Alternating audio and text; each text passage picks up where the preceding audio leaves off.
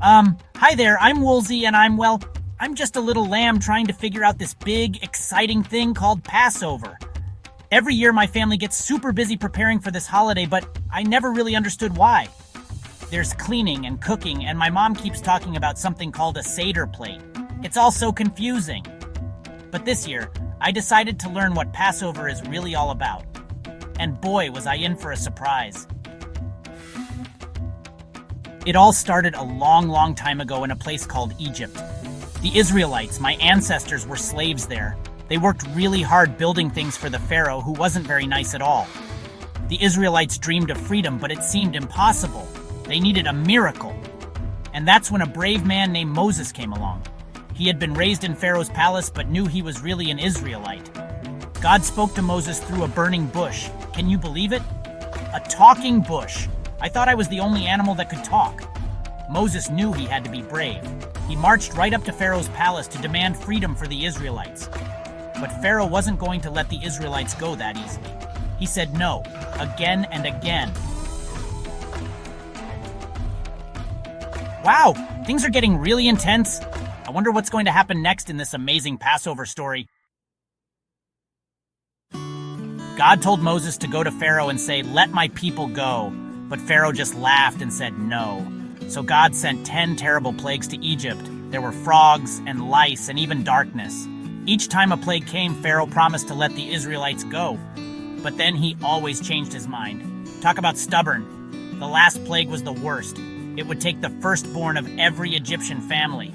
But God told the Israelites to mark their doors with lamb's blood, so the plague would pass over their homes.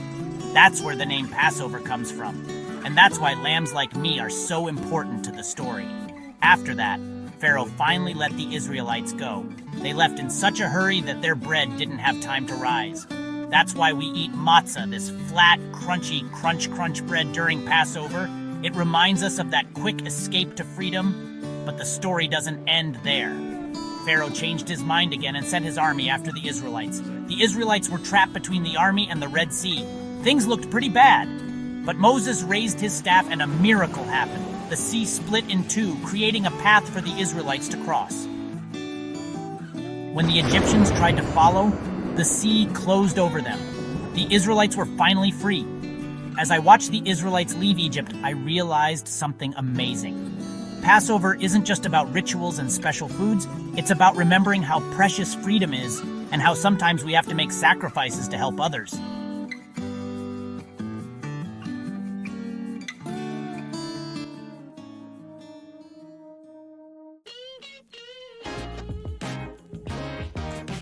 Now, when I see my family preparing for Passover, I understand. We're not just celebrating, we're remembering. During the Passover Seder, we eat special foods that remind us of different parts of the story. There's a roasted egg, bitter herbs, and charasé, each with special meaning. We drink 4 cups of grape juice, representing God's promises. We open the door for Elijah, hoping for freedom for all people. We ask the 4 questions to remember why this night is special. We recline like free people, appreciating our freedom. Passover teaches us to be kind to strangers and stand up for what's right. It shows us that miracles can happen, even when things seem impossible. Remember this story of hope, freedom, and new beginnings. From all of us, have a happy Passover. Ciao.